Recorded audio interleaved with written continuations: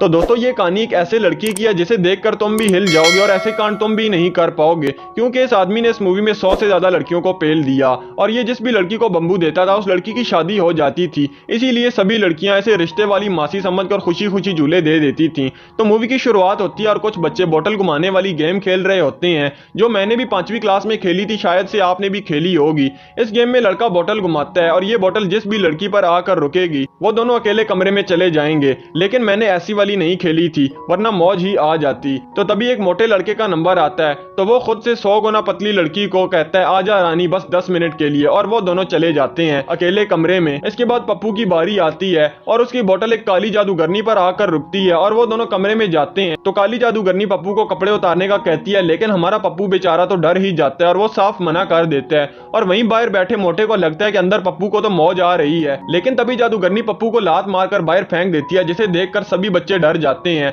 और वो जादूगरनी पप्पू को शराब देती है, आज से तू जिस भी लड़की के साथ पलंग तोड़ेगा वो तुझे छोड़कर चली जाएगी, ठेंगा दिखाकर। और हमारे पप्पू के बाल उखाड़ कर चली जाती है, जहां पप्पू बेचारा बहुत डर जाता है। और अगले सीन में हम देखते हैं कि पप्पू और जप्पू दोनों बड़े हो गए थे और जप्पू वही है मोटा जो मौज ले रहा था, और अब ये दोनों डॉक्टर बन चुके थे दांतों के, यानी डेंटिस्ट। इसके बाद वो दोनों एक शादी में जाते हैं जहां पर दुल्हन पप्पू को थैंक यू कहती है, क्योंकि पप्पू की वजह से ही उसकी शादी हुई है। और वहीं पप्पू को एक लड़की दिखती है जिसे देखकर वो आशिक आवारा हो जाता है, और बातों ही बातों में उस लड़की से पप्पू पर एक मोमबत्ती गिर जाती है, जिससे पप्पू की पैंट जल जाती है। अगले दिन पप्पू अपने क्लिनिक में जाता है जहां पर लड़कियों का भंडार लगा हुआ था, जिसे देखकर वो हैरान हो जाता है। इसके बाद वो घर जाता है तो वहां पर भी फिर से लड़कियों का भंडार था। इसके बाद हम कैम को देखते हैं और कैम वही है जो पप्पू पर मोमबत्ती गिरा चुकी है, और वो पेंगुइन की देखभाल की जॉब करती थी, और वो पेंगुइन को खाना खिला रही होती है। तो एक पेंगुइन आकर कैम को गिरा देती है और उसका एक दांत टूट जाता है। और दूसरी तरफ रात में पप्पू एक लड़की से मौज ले रहा होता है, तो वो लड़की कहती है कि तुम्हारे साथ जो भी लड़की गपागप करती है उसकी शादी हो जाती है।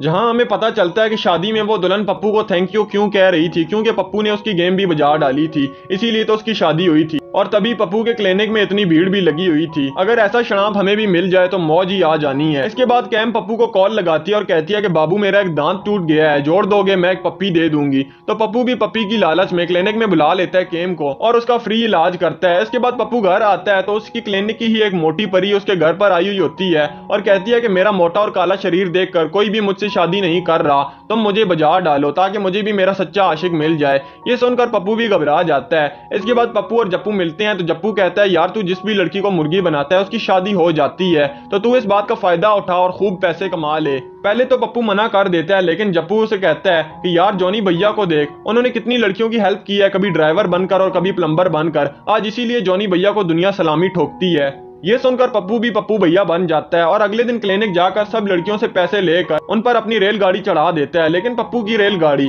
कभी बेड पर और कभी बालकनी पर चलती है, यहाँ तक कि पप्पू भैया ने पुलिस को भी नहीं छोड़ा, बस एक रूल अपनाया, मौज लो और रोज लो।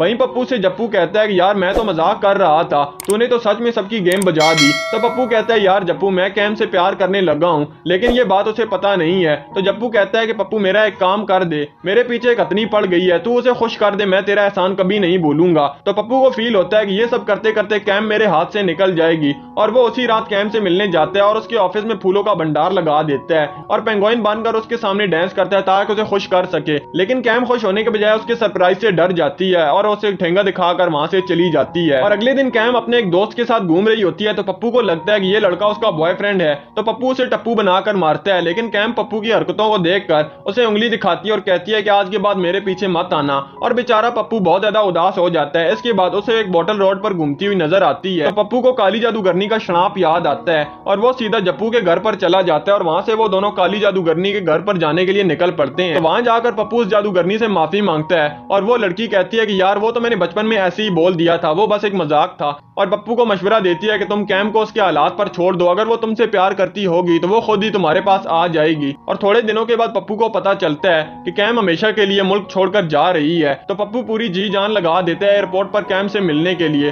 और जब वो उससे मिलता है और कैम से कहता है कि मैं तुमसे बहुत ज्यादा प्यार करता हूँ, और कैम भी कहती है कि हाँ बाबू मैं भी तुम्हारे साथ आशिकी 3 बनाना चाहती हूँ, और वो दोनों किस करते हैं और पप्पू को अपना सच्चा प्यार मिल जाता है। और अब वो दोनों पेंगुइन्स के पास खड़े हुए होते हैं, तो काली जादूगरनी अपना जादू वाला बॉक्स निकालती है और उसमें से पप्पू की डॉल निकाल कर पिन निकाल देती है उसमें, यानी उसने अपना शराब वापस ले लिया था। और यहीं पर इस मूवी का एंड हो जाता है। और भी एक्सप्लेन वीडियोस देखने के लिए इस चैनल को विजिट और सब्सक्राइब करो।